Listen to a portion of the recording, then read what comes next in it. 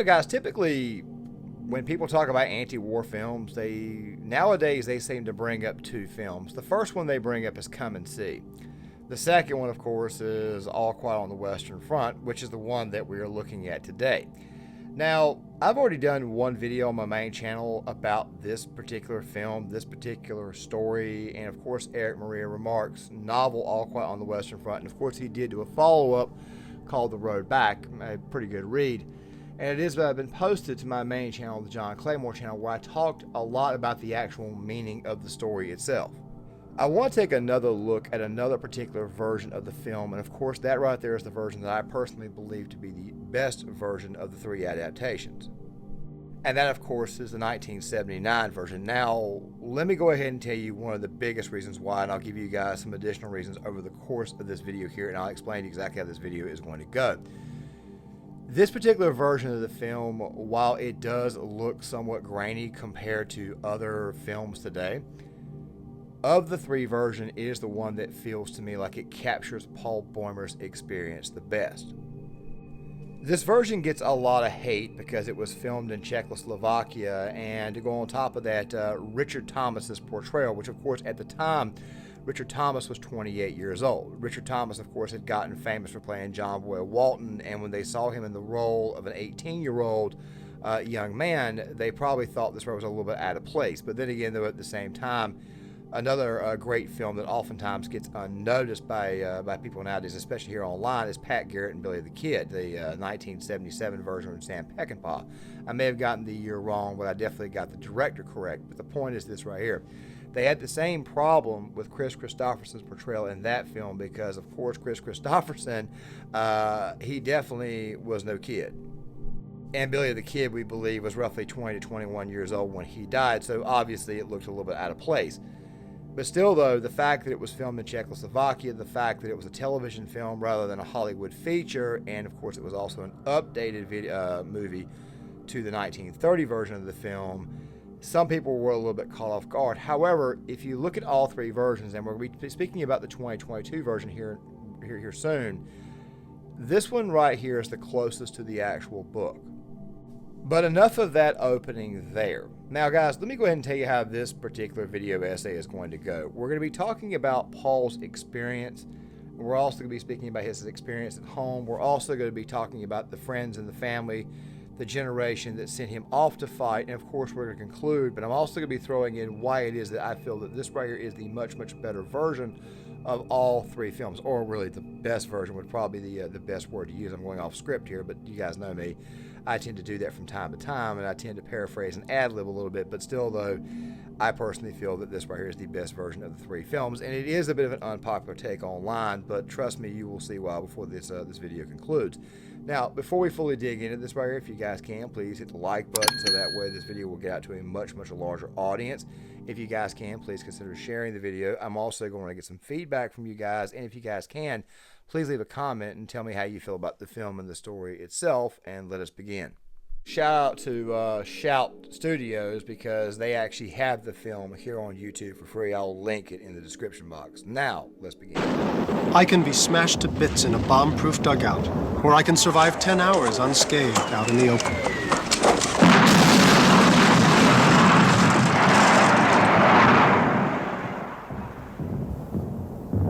Of course, every soldier believes in chance and trusts his luck, but no soldier outlives 1,000 chances. Flamethrowers, a new invention. To the list of ways by which the keenest minds in the world are making it easy for us to kill one another. Everything you heard there was 100% spot on. He's been shelled, he's been shot at, he's been living in the trenches, dealing with the rats. The rats are absolutely insane. He would eventually run into his former drill instructor, Himmelstoss, and of course he would eventually get one over on him, and Paul eventually would finally, hate to use this language, but bust his cherry. But still, though, for the most part, it hasn't actually been a fun experience. It's been quite literally a miserable experience. He's lost friends, he's lost comrades. Of course, he does have Kat, who is almost like a big brother to the men, who we'll talk about momentarily here soon. But the point is this here. Paul has, for the most part, gone through pure hell. I mean, there are new and more inventive ways to kill them, including flamethrowers and gas and also the shelling and the shooting.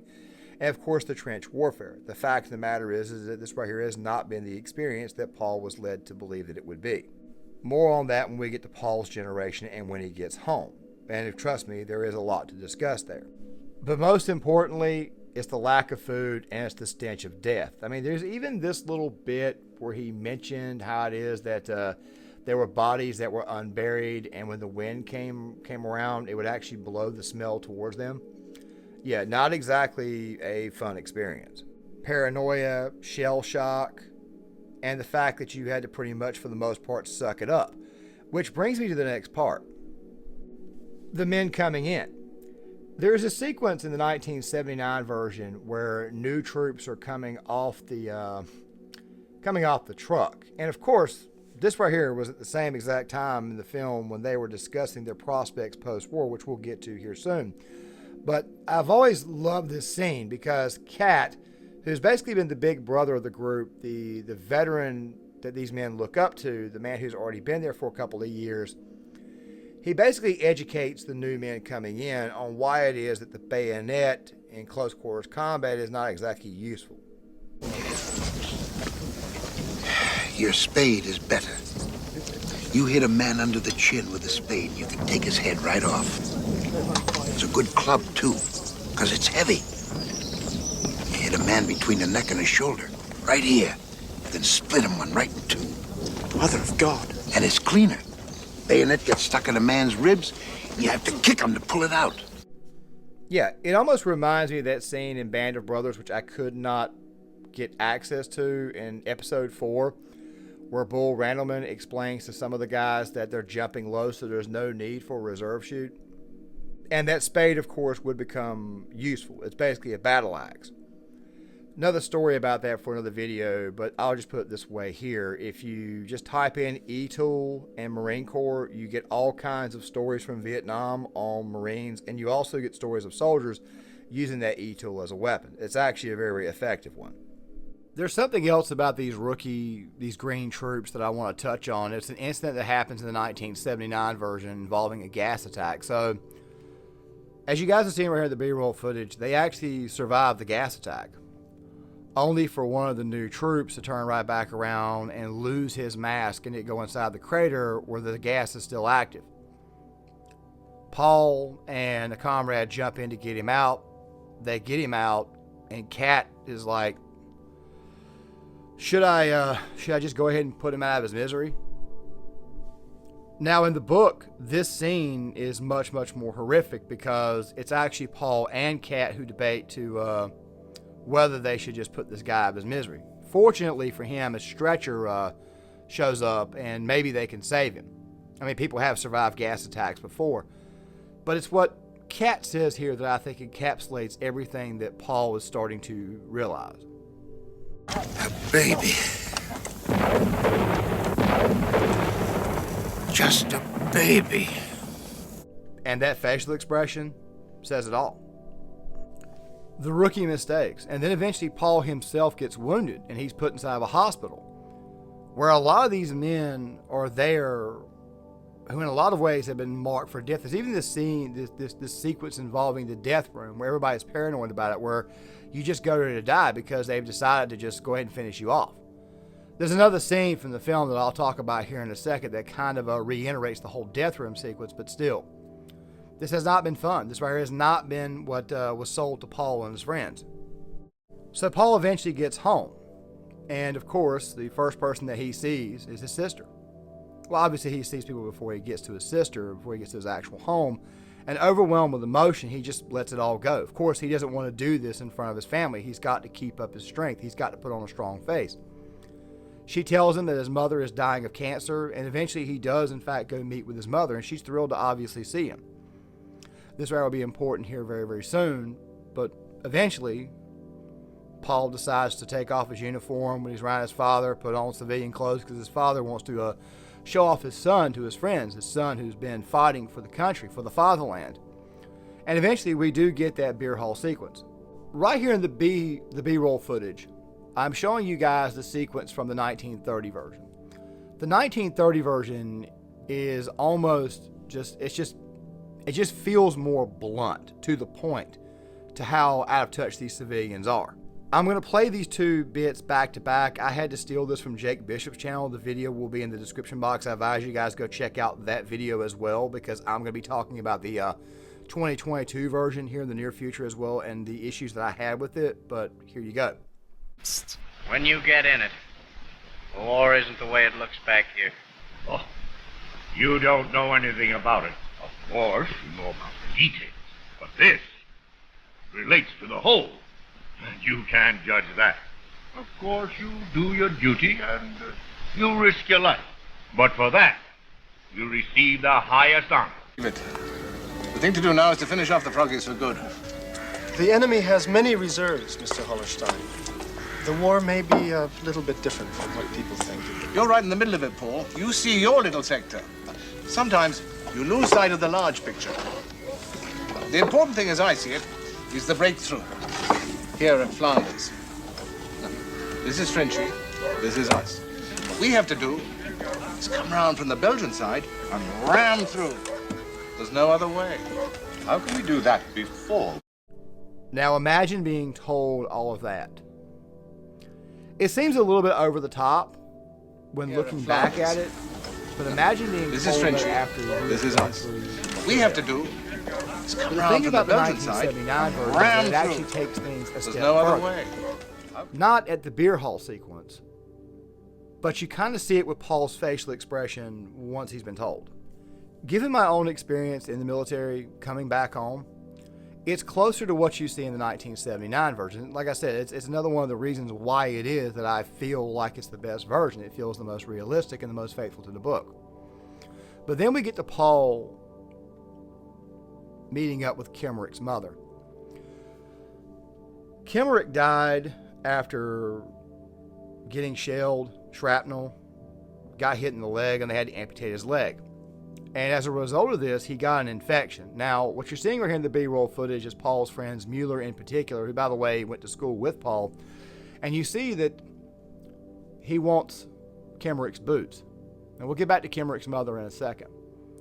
But Kemmerich's not wanting the boots because he's a jerk. Even though it does sound unempathetic, he's wanting the boots because he knows that Kemmerich is not going to need them anymore.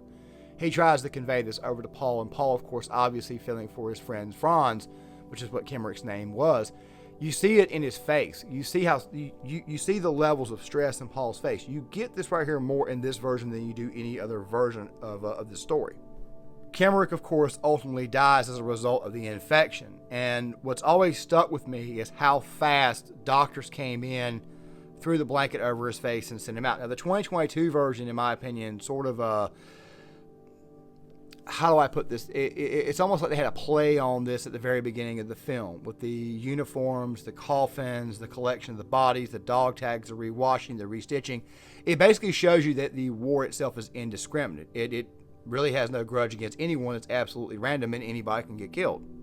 And Kemmerich's mother wanting to know, after she had told Paul before they left to watch over Kemmerich, it's almost heartbreaking for her to listen to Paul and not believe that Kemmerich just died, that Kemmerich actually, in fact, very, very much suffered, especially given the fact that they even give you this sequence of him basically showing you that he could have been a gymnast before all this happened. I want you to promise me something. What, Mrs. Kemmerich? Look after Franz. Take care of him.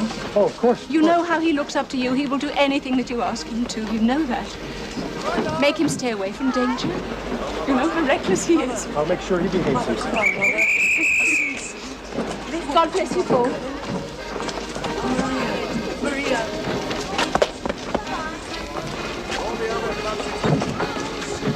Look after your little brother. So sweet. Take care. But Paul's time at home, well, it actually gets a little bit, well, let's just go ahead and get to the Cantorek sequence. So, if you know this story, then you know that Cantorek was the boys' teacher. He was a professor. He basically taught them, and eventually not only did he teach them, but he also gave this patriotic speech about how it is that Germany was the nation of science. Now, real quick, like I've said before, many people love to use this scene and the scene that you guys are seeing right here in the B-roll footage to sort of justify that the theme of the book is dangers in nationalism when in fact it's not the case at all. It's about the generation that sent Paul off to war, and you also see that in other bits and pieces. It's almost like the 1979 version is the only one that kind of brings up both points and kind of lets the viewer decide. You see, in the 1979 version, you find out that the war is already 2 years in.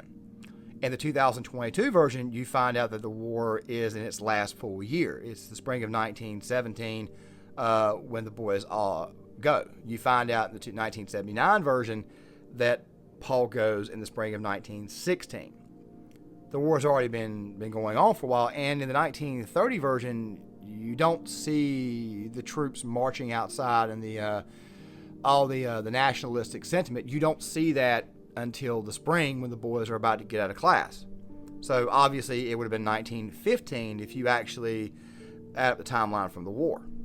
Either way, though, getting back to Cantoric, that romanticized speech that he gave 2 years later, Paul thinks back on it and thinks to himself, dude, you actually costed us a large swath of our youth. He speaks of Bim.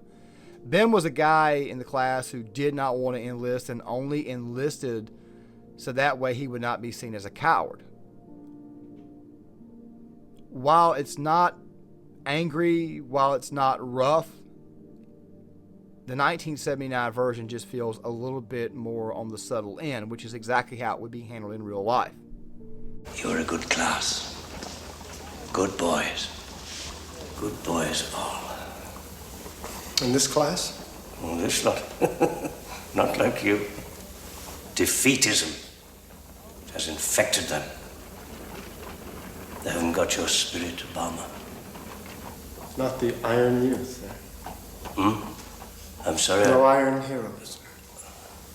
Just boys. Want to play. Laugh. Just stay alive. Only boys. And after hearing that, for Paul to simply walk out and for Cantoric to have this expression, yeah, it's basically a society that's completely and totally checked out. But then again, though, at the same time, we have to go back to the beginning of the film at the dinner table scene where Paul's father basically says pretty much the exact same thing. I mean, let me just kind of play this right back to back for you.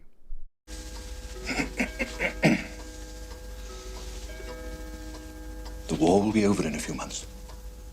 The Russians are finished. The French are crumbling. Our U-boats are starving England. The Americans will never fight. Victory is in our hands. You march through Paris with the bands blazing, the banners flying.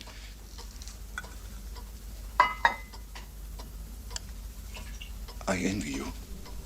The Russians are finished. The British are starving. The French are on their last legs. And then, of course, that bit at the very end where Paul's father brought up Paris. Well, let's talk about that for a brief second before we get to the conclusion of this particular story or this video essay. The generation that Paul grew up with, the older men, they're definitely over the age of 50. Some of them probably in their 60s. The war broke out in 1914. The year of the story is 1916, according to this version here. The last time Germany had a hardcore or a big war was the Franco-Prussian War, which had been a little over 50 years prior to this. Now, I bring that up because obviously the men that sent Paul off to war were not old enough to fight in that war. Some of them had probably not even been born yet. They never got to fight their own fight. So in a lot of ways, they're living vicariously through Paul and his friends. And I believe that that is the sentiment that Eric Maria Remarque was trying to get across. He was obviously an objection to what the people at home felt. Something else too, and I advise you guys to go check out that Jake Bishop book because he actually brought the receipts where it is. I don't have the receipts for this, but I'll link the video in the description box. He talked about the veterans coming home and how it is that they had developed their own special language for the civilian populace at home, the people who were completely and totally checked out. And by the way, the end of the film kind of further clamps down on this. But the thing is this right here. Eric Maria Remarque spoke about this much, much more at length in his book, The Road Back, which I advise you guys go check out. But Paul's time at home concludes with him believing that this right was a mistake, and it's really strange because The only person that you see tell Paul that when he gets back to keep his head down and stay safe is his mother, because his mother is the only one who seems to understand the risk that Paul is taking by going back. If he wanted to go AWOL and hide and just disappear, he probably could have done that, but he chose not to. Instead, what he did was he chose to pen a letter to his mother, basically explaining to her that nothing that he sees brings him any joy, and the people that he's been around bring him absolutely no joy. It's one of the biggest reasons why I love this version so much is the facial expressions, the body language, and I think that Richard Thomas conveyed this properly, or at least he articulated this right here in a way to where people could actually feel what it is that the character of Paul Baumer was going through. And no, it's not just his performance. It's just a great film. It's just a great version. It's a great story, even though it is kind of depressing. But the thing that has always struck me is how it is that Paul in that letter basically says, I belong with my unit, I belong with my friends. And of course, Paul in fact does eventually get back to the front lines. It's roughly the very end of the war. Germany is running low on manpower. They're sending youngins to the front. Well, not per se youngins, but definitely younger than the previous age. All of Paul's friends either get killed or they disappear. Cat dies in probably one of the least glorious ways possible, which, by the way, none of these men die in glorious fashion. And Paul sits there inside that trench writing a letter to one of the guys he came up with, saying that he and himself, talking about his friend, are the last two that he knows of that are left from that class of 2016. And of course we get to the end of the film, and if you know the end of the film, then you know how it ends. Now obviously Maria Remarque did not die in the war, but the character of Paul Baumer does.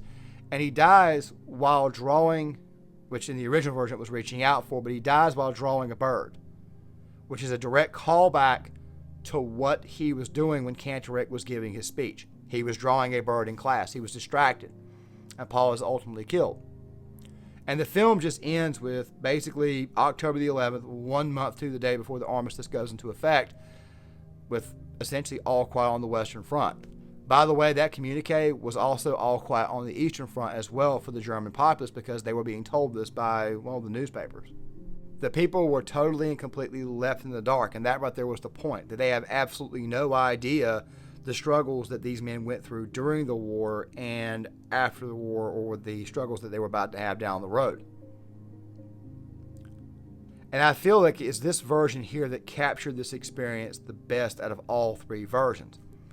The 1930 version is a very, very good version, Academy Award winner, and deserves all the accolades that it gets, but to me it felt like it may have deviated a little bit more from the book than it should have. Where the 2022 version, on the other hand, depersonalized the experience. Remember something. Paul is around his mother, his father, his sister, his professor, his father's friends. He's around the people that he grew up with. Kemmerich mother, for example. He's around the influences of his life, which is exactly what was mentioned in the book. Where in the 2022 version, you don't see these people anymore. Instead, you just see Paul at the front, and then eventually it ends to basically on a note to suggest to you that the generals were the ones who were at fault, even though the generals do obviously have their own share of the blame. But the point is this here, they're not the ones who started the war, at least the ones in the field. To me, it felt like the 2022 version cheapened the experience by focusing on Matthias Erzberger at times and then focusing on General Friedrichs. But we'll talk more about that in the next video. This right here, in my opinion, and you guys can obviously disagree if you want to, is the definitive version, the actual best version of this particular story, at least put to film. But I want to get you guys' thoughts on that, so you guys please tell me in the comment section where you think I'm wrong at, or if you think I'm right, or just some thoughts on the film itself. If you guys can, please hit the like button, subscribe, consider subscribing. There should be another video coming out in a couple of weeks. It's going to probably be on the 2022 version. After this right here, I'm thinking about doing another individual film before getting to the series on Fury, which is also going to be about 3 videos, 2 here on Claymore, 2 here on Gear, Krusty, and the main one will be on Claymore. But still, though, I'll link some videos in the description box for you guys to check out on Claymore. Please consider subscribing there as well. Once again, like button, subscribe, share, and I'll see you guys later.